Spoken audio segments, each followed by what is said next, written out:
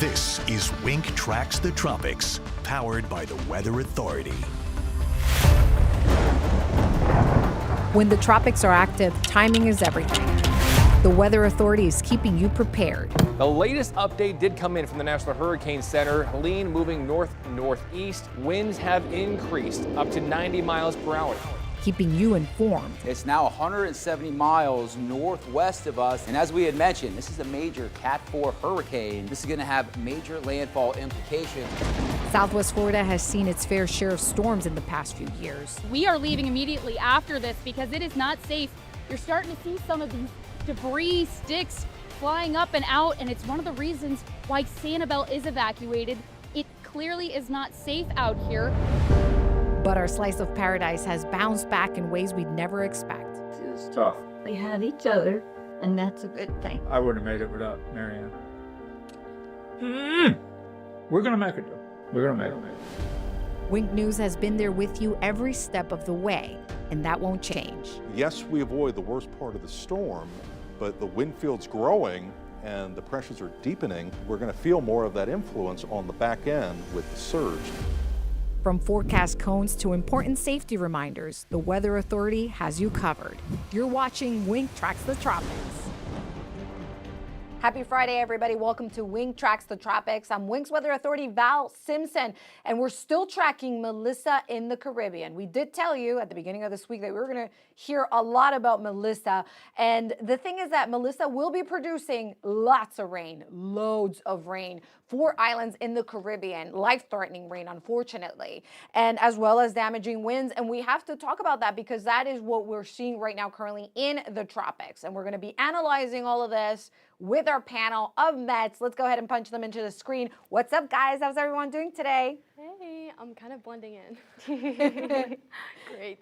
Happy Friday. Happy Friday. We made it to the end. We did it, guys. Congratulations.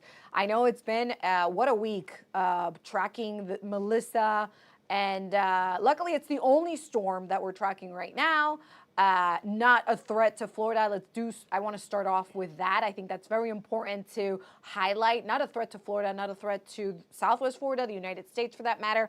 But unfortunately, this will be bringing a lot of life threats to areas in the Caribbean. We're talking about Jamaica. We're talking about areas in Haiti, possibly Cuba, Dominican Republic as well. So it is important that we do continue to analyze Melissa because hurricane season is not over yet. Right now, what you guys are seeing is our satellite showing Melissa. It is dealing with some wind shear, but this will subside in the next day or two. What you see also around Jamaica, those are some of the watches and warnings that we have in place right now, as well as for portions of Haiti. But as of 11 o'clock this morning, the National Hurricane Center published their brand new advisory. So let's check that out and see what that has in store, because let's talk about some of the changes that we've seen with Melissa in comparison to this morning, and also in comparison to yesterday when we were doing Wink Tracks the Tropics. So let's see if I can pull that up really quickly so that we can take a look at this. Right now, Melissa has max sustained winds of 45 miles per hour. That has not changed one bit. As a matter of fact, in comparison to yesterday, we saw that, or the day before that, winds were at 50 miles per hour. So they're sustaining in terms of no changes there in comparison to 24 hours ago. However, let's look at the movement. Since this morning, it was stagnant. It was simply just sitting in one place. Now it seems like it started to pick back up, but only at 2 miles an hour, and that 2 miles per hour. And that's what we had been seeing with this storm since the beginning. And notice the movement though. It's east-southeast now. Something that did change in the past few days. However, there is going to be in the mid-levels a ridge that's going to be building, and that's going to start steering it as of tomorrow, most likely. Right now, just sitting in that area, very slow movement, 2 miles per hour in that direction, east-southeast. And something that we were talking about off camera with some of our Mets was the fact that there could be a potential that it stays perhaps a little bit towards more of an eastern curve then a western. However, it will continue to move west as soon as it starts getting back on its track. Right here, speaking of tracks, this is the National Hurricane Center cone as you're seeing right now. It will become a Cat 2 hurricane by Sunday, and then it's forecasted that it will rapidly intense to a Cat 4 hurricane as it continues to stay in the Caribbean for the beginning of the week.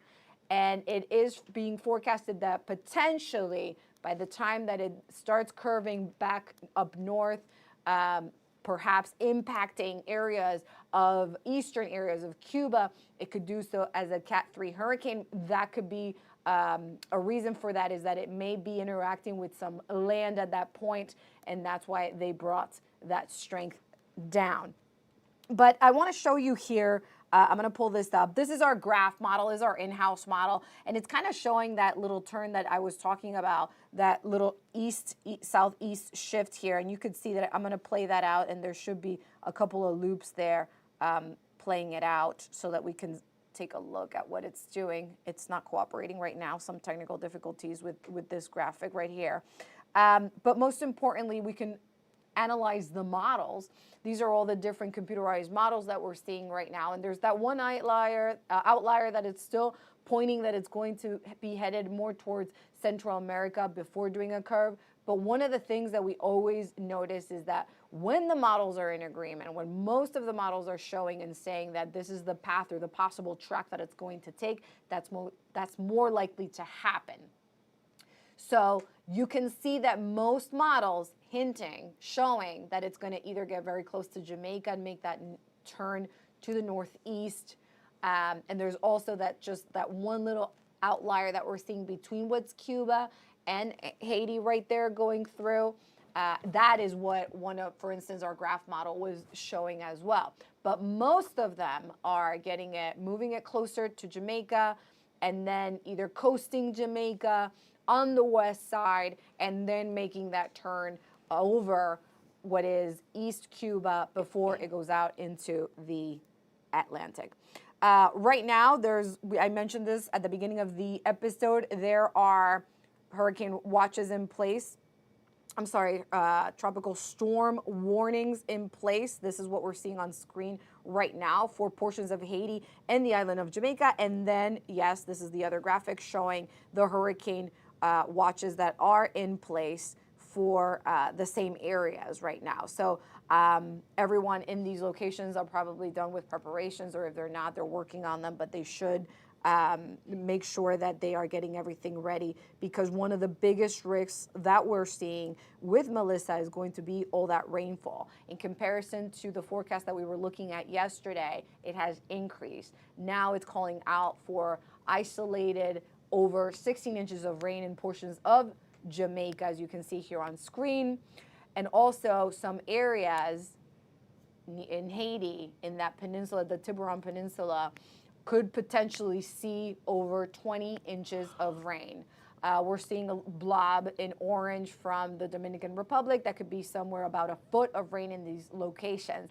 This could produce flash flooding, leading to landslides, which are incredibly dangerous. And I want to pull up this graphic that is going to show some of that, all that rain that's going to be pouring down in this area in the Caribbean for the next several days. And in some areas, it's actually showing that it could even be more rain than what the National Hurricane Center is forecasting. But again, I do want to take this back to what does this mean to us, right? What does this mean to Florida? Well, Florida in the next week is going to have a strong cold front that's going to be pushing down south. This cold front is going to be protecting us from any type of steering getting close to us, but it's also going to be steering Melissa into the Atlantic. This is what's going to be responsible for taking Melissa out into the Atlantic. I do want to mention something really quick, because we did bring this up a couple of days ago in the streaming, and we talked about all the storms that we've seen so far this hurricane season and the type of steering and where they were headed. And here's kind of like an overview for you so that you can take a look at so far since June 1st until today. These are the storms and this is the steering that we have seen. You can actually notice right there on the bottom of your screen is Melissa. But most of these storms always taking, we've been very, very lucky. The United States has been very, very lucky, other than Chantal that we saw at the beginning of the hurricane season that did make landfall as a tropical storm, as you can see here in the Carolinas. But other than that, most of these storms always taking that very sharp turn to the northeast into the open Atlantic, really keeping us out of harm's way in a way here in the United States at least. And with that being said, let's go ahead and bring our panel of Mets. I want to remind everybody before we get into our discussion that this is an interactive platform. You are probably watching us live either from our Facebook page, winknews.com, or our YouTube page, and we are reading in real time your comments and your questions, so keep them coming. Guys, let's talk about Melissa. In terms of where it stands right now, I did mention it was dealing with some shear. What can we expect for the next few days when it comes to seeing better organizers or strengthening with Melissa? Well, you know that shear, earlier this week it had a very blob-like appearance, Melissa, because of all that shear on the western side of the storm. So those convective bands weren't able to really wrap around the center of circulation. And so Melissa hasn't really been able to take advantage of those warm waters of the Caribbean. But that shear is going to be backing off over the next 24 hours or so. And it's kind of incredible with the forecast thinking that just with that shear backing off, how those warm waters are really going to intensify the system, quickly becoming a hurricane as we head into this weekend, and then a major hurricane as we head into early next week. So it really shows you the power of that shear, how it really has caused disorganization. However, we are beginning to see it align better, and then as we head into the next couple of days, we're really going to see it become more of an organized looking system. To add on to that, so it is definitely, you can see it there. It is definitely moving really slowly, and it is lingering because there are not very many strong steering currents around it. We don't have any serious pressure systems on either side close enough to influence any further movement. So that's why it's not only kind of looking a little messy still because it is dealing with some shear, but it's also really not moving because we don't have many steering currents. So once we get to next week, that's when we are expecting that jet stream to dip, that jet stream to pull it on out. But before it gets out of the Caribbean, it's going to cause some serious impacts to some of those islands there, and that is why they have not only tropical storm warnings, which means that tropical storm conditions are expected in the next 48 hours, but they also have hurricane watches on the Tiburon Peninsula and in Jamaica, which means that hurricane conditions are possible in the next 48 hours. So this thing is likely to rapidly intensify this weekend, and that is what a lot of models are saying too. We have some comment coming in from Facebook. Anne is commenting and she said, boo on the outlier. I guess that she didn't like that one when we showed the spaghetti models. Margaret is saying prayers. Yes, prayers for everybody right now in these areas. We're talking about the Dominican Republic, Jamaica, as well as Haiti. They're going to see catastrophic winds. We did notice that that is one thing that the National Hurricane Center did add today to one of the things of the impacts that we could see. Not only the heavy rainfall, like we mentioned, but also damaging winds, correct? Yeah, I mean, they are going to be dealing with, possibly major hurricane force winds as we head into early next week. And I know one thing that the National Hurricane Center hasn't put out an actual forecast for yet, but that storm surge is also going to be devastating for parts of these areas. So for those islands more so on the right side of the system, so maybe Haiti and the Dominican, they could be dealing with some devastating storm surge just because they're going to be in the path of that onshore flow, pushing all of that water towards the coastline. So that's something else that they're going to have to be dealing with, unfortunately, as the storm does approach. For Jamaica, that surge won't be as much of an issue, being on the backside of that wind, that flow, as well as for Cuba. But I think that heavy rainfall in the Dominican and Haiti, as well as that storm surge surge is just going to be leading to some really devastating flooding through the area. And I know we've been talking a lot about the rainfall and the reasoning it is such an issue. Just to go back to what Oceana was saying, where this is such a slow moving system because there is no steering current. So just think, it's going to be able to sit over one area for a very long period of time and just continuously dump water in that one spot. And that's why the rain and the flooding is going to be so bad for these areas. Yeah, and they're mountainous regions, which makes it just even worse, actually, just because, you know, now they also add in threats of mudslides, landslides, everything like that. So this is definitely not a fish storm. This is one of those that is likely to cause some detrimental impacts, especially to Hispaniola, possibly Jamaica, even eastern Cuba could feel some of those effects. And you know, something that I'm recognizing is the interest in folks when it comes to Melissa, because even though it's not headed to the United States, I do feel that there is a genuine interest in knowing, you know, how powerful is this going to get and the damage that it's going to cause and, you know, the lives that it's going to change. And with that, I do want to say that I'm taking a comment I want to read from YouTube. We have Timothy Kraut right now. He's saying good morning to you all. But then we have another Timothy. I don't want to butcher last name. It's Adobato. I think I'm pronouncing that correctly. Timothy Adobato. And he says, I appreciate you all taking the time to do these updates every day. Thank you and have a nice weekend. That is very sweet. And that just goes to show the interest in, you know, this type of storm, because one of the things that we did notice this hurricane season is that any storm that actually was able to strengthen to a hurricane ended up rapidly intensifying to a major hurricane. And that has been a pattern that we've seen. Correct, guys? Yeah, I think all but one storm ended up all but one hurricane ended up becoming a major hurricane, just because, you know, if the conditions are in place for it to become a hurricane, the water has just been so warm that it has had the potential to rapidly intensify.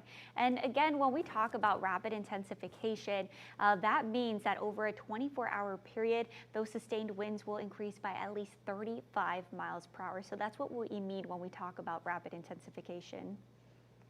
When it comes to what's going to happen in the next few weeks, is there anything out there that we're keeping an eye on?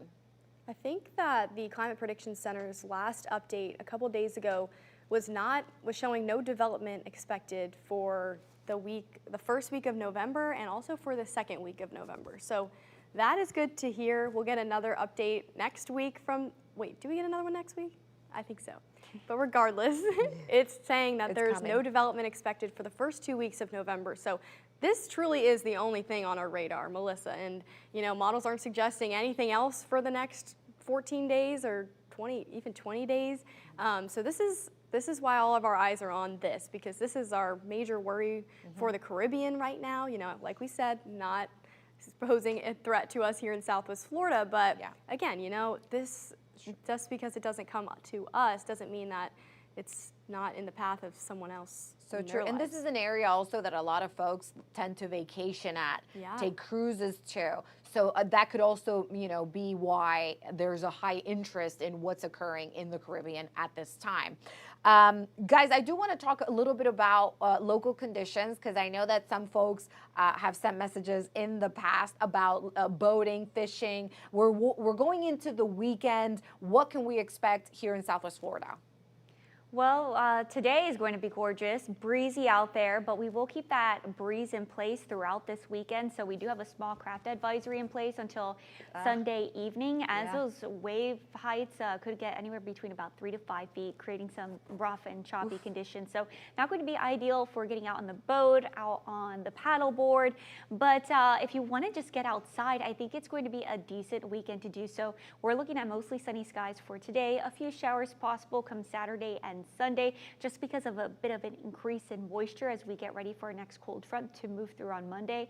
But you will have plenty of opportunities to get outside throughout this weekend. A little stickier tomorrow and Sunday compared to what we will be experiencing today. The one thing is temperatures are going to be sitting above average, so we definitely won't have a fall-like feel for this weekend. But if you wait till the end of next week, you will get that fall-like feel, and it's coming just in time for Halloween. So that's some good news. Yes, and I mean, this weekend, as a mommy, I have a lot of Halloween activities that we have planned for the weekend. I know that already we have trunk or treats everywhere in Southwest Florida.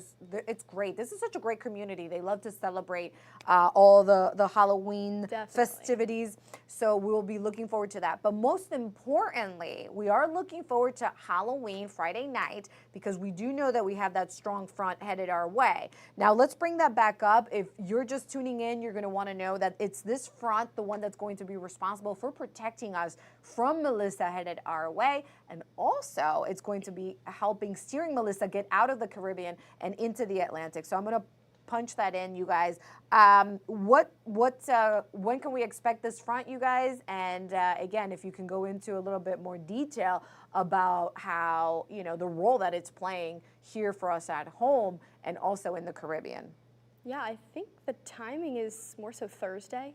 Would you say that, Nikki? Yeah, Wednesday into Thursday, I think, is when that secondary front's going to be moving through, and we really get that blast of dry and cold air. We can say cold because it's cold to us here in Southwest Florida. Yes, and so that's going to be knocking our low temperatures off into the low 60s for the morning of Halloween, which will actually be, we're calling for 60 degrees as our low right now for Halloween morning in Fort Myers, which will be the coolest temperature that we felt in the area since April 14th. So finally a refreshing feel to the air. I'm so excited. And that cold front's doing two great things for us. Like you said, Val, I mean, this is going to be kind of the protector for Florida. That jet stream's going to dip really low into the state, and what that's going to do is it's going to kind of push Melissa. This is going to be the next steering current that Melissa's kind of waiting on to tug her out of the Caribbean and bring it into the Atlantic. And once that trough, once that jet stream gets a hold of Melissa, it is going to fly her right out of here. I mean, we wouldn't be surprised if we see some of that forward movement get really up there into like 20 miles per hour after that front makes its way through and carries it out of the Caribbean. So once it's out of the Caribbean, I mean, Melissa's going to be long gone. She's going to be flying right up out of here.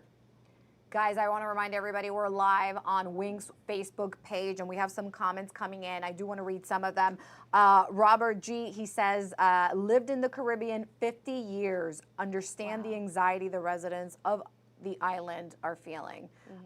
So yeah, we're with you on that. We can definitely relate. Trust me, Robert. Okay, Mary says, open the window weather for next weekend. She's asking a question. Definitely. Would you recommend it? Yes, this is your opportunity. Everybody should kind of let that fresh air. Lower humidity, cool temps. I'll be opening my window. I do have to say that it feels really nice outside today in comparison to yesterday. I feel that there was a lot of moisture still in the air. It was a lot of humidity. But today it feels quite nice outside, and you definitely can feel that light breeze at least. It's not as gusty. I think it's going to get gustier this afternoon, but it's very, very pleasant right now. Oh, yeah. I stepped outside. Actually, I haven't stepped outside since like 9 o'clock. However, when I did walk out at 9, it was gorgeous. It was dry. Those dew points are slowly on the rise, but, I'll take what we can get. It's going to be still much drier today than it's going to be this weekend. I do want to ask because I was thinking about, I have trunk or treats this weekend, and I'm dressing my kids up, not with their actual Halloween costumes, with previous ones that we've recycled. But my question is, are you guys dressing up, because you guys have pets, right? Mm-hmm. I've also heard about a lot of pet costume contests. Oh, are you guys entering any of these? No. No? My dog is not going to be behaving. Yeah, I think it would be dangerous. I actually have a couple of scratches on my mouth from trying on costumes with the kitty. Oh, no. So I don't think he'll be in that costume. No, my pup, she's not even a puppy. She's 9, but you would never know. She's kind of a maniac. So, if I take her out there, she'll be way too excited to actually participate. She'd be like, oh, what's that? What's that? What's that? But I don't know. I'm trying to think of a costume for her. I was literally discussing this with my family. I was like, what should I dress up? They have some of the cutest things. They have those that look like they have little legs, too. Oh, I love the UPS box where he carries the UPS. Those are cute, too. Guys, in terms of walking your pet forecast, what can we look forward to this weekend? Well, it's going to be a nice weekend to get out. I would just avoid those peak heating hours, 2, 3, 4 o'clock. That's when our temperatures are going to be sitting upper 80s and low 90s. And remember that cement, that asphalt is a lot hotter than what the air temperature is. So when temperatures are in the upper 80s and low 90s, that asphalt is close to 100, 120 degrees. And so that could be way too hot on your pup's paws. So you can always test it out by putting the palm of your hand on the ground. If you can leave it there for 5 seconds, that means you're good to go. But if you can't leave it there any longer than that, then it's too hot on your pup's paws. So avoid that time frame. Enjoy those morning walks and those evening walks when those temperatures are going to be a lot more comfortable. Oh yeah. Good point. I want to do a little recap for anybody that's tuning in right now this moment. We're talking about Melissa. We got the 11 o'clock advisory from the National Hurricane Center. Not much change we're seeing with this. The only difference is that it has increased from stationary this morning to 2 miles per hour. It has max sustained winds of 45 miles per hour. That hasn't changed much. And it has been dealing with wind shear. However, that's going to subside as it continues to and allow once the wind shear subsides or dissipates, it's going to start gaining some of that strength and definitely bringing it to a strong Category 2 hurricane on Sunday and a major Category 4 by the beginning of the week. This is the latest from the National Hurricane Center as of the 11 o'clock advisory. We also touched with our panel of Mets the fact that there's nothing else that we're watching except for Melissa, so that is good news. We're going into the weekend with really nice weather and also just knowing that there's no other risks right now that we should be watching other than Melissa for this area in the Caribbean. Guys, let's go ahead and bring you guys back up here on the screen. We talked about storm surge. Nikki, you made a really important point there. That is something that they did bring up now, the National Hurricane Center saying that it was going to be rainfall. They have increased that forecast as well. What other risks are there that these areas need to be looking out for? I mean, like you said, the rainfall is just, I think that's going to be the big thing is, for these islands, unfortunately, just because, as we talked about, Melissa is such a slow mover, it is going to be able to dump a lot of rainfall over one area over a long period of time. That will lead to landslides, unfortunately. This is mountainous terrain, so that's going to be an issue. Storm surge will be another issue, especially for those areas to the right side of the center of circulation, so most likely Haiti and the Dominican will be seeing the worst of the storm surge. And of course, I mean, it's going to be a major hurricane, so going to be dealing with some really powerful winds. Unfortunately, I think this is going to be a devastating storm just because it seems like those conditions are really going to come into place to allow it to impact these areas over coming days, not just like one day because of how slow it's moving. It's going to impact these areas throughout the weekend and even into early next week. And Oceana, the National Hurricane Center at the beginning of the week had been saying how it was naming a list of the areas that should be watching this. One of those areas was in fact Puerto Rico, an island that now, it's located now way to the east. Would Puerto Rico still see some of these impacts? Could it potentially see one of the exterior bands of rain, for instance? I mean, I don't think that there is a huge threat for Puerto Rico at this point, but if her wind field does get a little larger, I mean, they are expecting it to have a pretty large wind field. She already kind of does, but they could possibly see some tropical storm force winds on the outside, but that's just kind of a possibility right now. As long as this stays on its current track, kind of more so into the west and the east, I don't know how to explain it, but as long as it stays where it is right now, I mean, Puerto Rico is not really the #1 issue. It's more so we're really honing in on Hispaniola. We're looking at Cuba, eastern Cuba, and then we're also looking at Jamaica. I think you're not really going to be able to get to Puerto Rico if you're traveling there, at least for next week, just because might cause some issues with flights, and especially with cruises. That's not going to happen next week. But I think Puerto Rico is going to fare okay with this one. Yeah, we do have there's a huge Puerto Rican community not too far from here, 2 hours in Tampa, for instance. And I know that, you know, without going too far into Tampa, even here in our building, I was talking to Hector. He is part of the Wink Radio, and he was explaining that he was going to be celebrating his birthday in Puerto Rico going into this weekend. It's also his dad's birthday. So I know that, you know, they were expecting a little bit of rain. They were like, we might see some rain. So, but it's definitely beautiful and perfect. But it's an island. But I don't know about major impacts now. That's good. That's good to know. So that way they can go and celebrate. Guys, we are running out of time. I do want to go over and talk a little bit about what your highlights were, your takeaways from this episode. Go right ahead. Take it away. Basically, this isn't a threat to Southwest Florida right now, and it's probably not going to be. We'll just keep watching this, especially for the Caribbean, and we can really thank that future cold front for that. I mean, these cold fronts come double-sided. Not only are they bringing us nice weather, but they're also helping push this storm right out and steer it kind of way out into the Atlantic eventually. Nikki? Well, yeah, I think for us here in Southwest Florida, that's the thing that we're always focused on, is this system coming our way. Luckily, it's not, but of course, we have to think about our friends in the Caribbean. I know a lot of people have family members in the area, and unfortunately, I think it is going to be a devastating storm for some of those islands. So something for us to continue to monitor over the coming days. Good point. Excellent. All right, everybody. And we're going to say goodbye soon, but I wanted to let you know that if you want to continue watching, if you're a weather fanatic or a weather fan and you want to continue watching Oceana, she's going to be live at noon.